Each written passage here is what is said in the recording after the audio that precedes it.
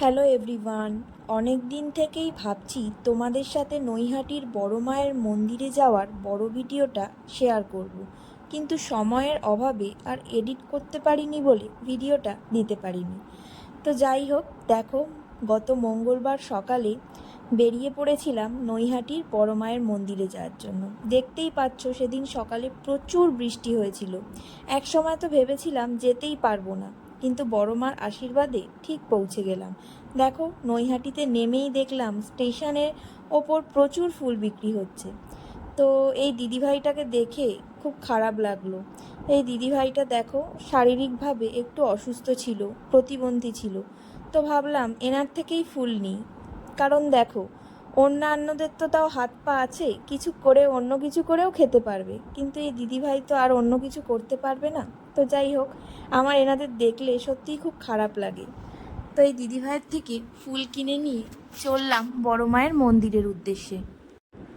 গত দুদিন ধরে প্রচণ্ড বৃষ্টিপাতের কারণে দেখছো রাস্তায় পুরো জল জমে গেছে, আর চারিদিকে জল, সত্যি খুব অসুবিধা হচ্ছিল।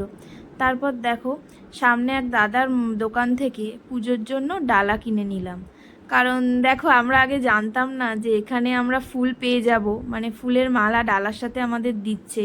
তো সেটা তো আমরা আগে জানতাম না, কারণ আমরা আর কি প্রথমবার এলাম মন্দিরে, বড় মায়ের মন্দিরে। তো যাই হোক, নিয়ে নিয়েছি আগে, তা ভাবলাম নিয়ে নিই। তো দুটো ডালা নিয়ে নিয়েছিলাম আমরা ওখানে, যেহেতু মায়ের নামেও আমার পুজো দেওয়ার ছিল। সেই জন্য দেখো, গিয়ে এই দাদাভাইয়ের দোকান থেকে মায়ের জন্য দুটো ডালা, তারপর পুজো দেওয়ার জন্য প্রসাদ, সব কিছুই নিয়ে নিলাম। রাত থেকেই ভিয়ানের প্রচণ্ড জ্বর ছিল, তো তাই জন্য ওকে একটা রেনকোট পরিয়ে নিলাম, কারণ ঝিরঝির করে বৃষ্টি পড়ছিল। তারপর দেখো, হাতে ডালা রয়েছে, পুজোর জিনিসপত্র রয়েছে, এইসব নিয়ে ছাতা ধরে যাওয়াটাও খুব মুশকিল, কারণ হাত থেকে কখন কি পড়ে যাবে ঠাকুরের জিনিস, তাতে তো খুব প্রবলেম হয়ে যাবে। তাই জন্য আমি আর ছাতা খুলিনি, কারণ কাছেই ছিল মায়ের মন্দির। দেখো, কথায় বলে না, সব কিছুর যেমন খারাপ দিক থাকে তেমন একটা ভালো দিকও থাকে। হ্যাঁ, সেদিন আমরা গেছিলাম, প্রচুর পরিমাণে বৃষ্টি হচ্ছিল, কিন্তু একটা দিকে কি সুবিধা হয়েছে জানো, যেহেতু বৃষ্টি হচ্ছিল সেই দিনে ভিড়টা খুব কম হয়েছিল মন্দিরে, যার জন্য আমাদের একটুও লাইন দিতে হয়নি। গিয়েই সামনে থেকে দেখো, একেবারে মন্দিরের ভেতরে গিয়ে লাইন দিয়েছি। আর দেখো, এদিকে দুপাশে হলো মানতের জায়গা, মানে পুজোর ডালার সাথে একটা করে কাপড় দিয়েছিল।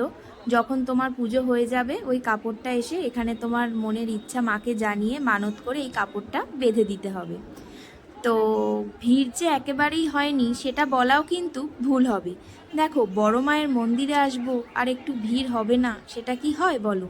মায়ের মুখ তো একটু কষ্ট করেই দেখতে হয়।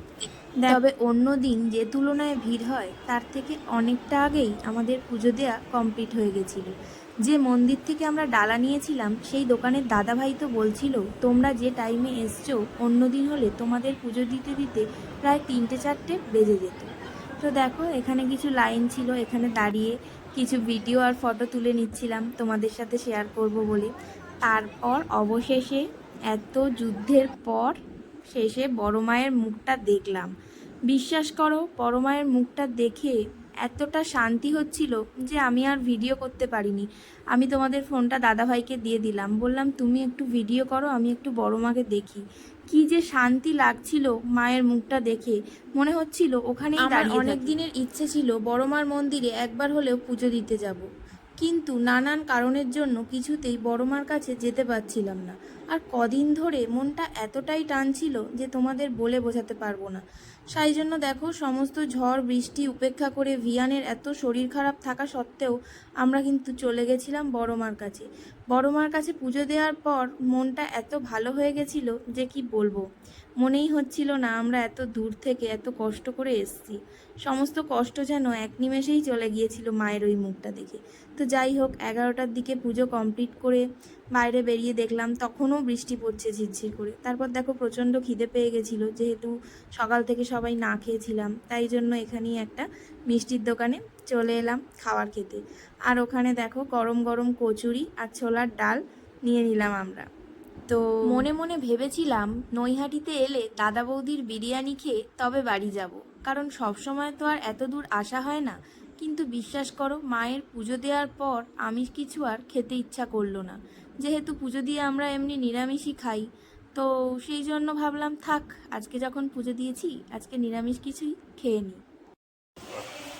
দেখো এখন ঘড়িতে বাজে সকাল 11টা, আর আমাদের অবশেষে বড় মার পুজো দেওয়া হলো। বৃষ্টিতে ভিজে একাকার হয়ে গেছি, আর এখন আমরা চলে এসেছি কিছু খেতে। খুব খিদে পেয়েছে, যেহেতু পুজো দিয়েছি আজকে আর অন্য কিছু খাবো না, নিরামিষ কিছু খাবো, তাই মিষ্টির দোকানে চলে এসেছি। এখানে এখন কচুরি খাচ্ছি। তো দেখো দাদা ভাইয়ের দোকান থেকে কচুরি, মিষ্টি, দই সমস্ত কিছু পেট ভরে খেয়ে নিয়ে অবশেষে চলে এলাম আবার নৈহাটি স্টেশনে। এসে দেখলাম বৃষ্টিটা আপাতত একটু কমেছে, তো দেখে মনে খুব শান্তি লাগছিল, কারণ গত দুদিন ধরে যে পরিমাণ বৃষ্টি হয়েছে তারপর যখন দেখলাম একটু বৃষ্টিটা কমেছে সত্যিই খুব ভালো লাগছিল। দেখো সমস্ত কিছু কমপ্লিট, অবস্থা দেখছো একেবারে বিধ্বস্ত হয়ে গেছি। তো এখন চলে এসেছি নৈহাটি স্টেশনে, এখন বৃষ্টিটা একটু কমেছে, আর এখন একটুখানি অপেক্ষা করতে হবে, কিছুক্ষণ পরেই ট্রেন আছে, 11:30 বাজে এখন।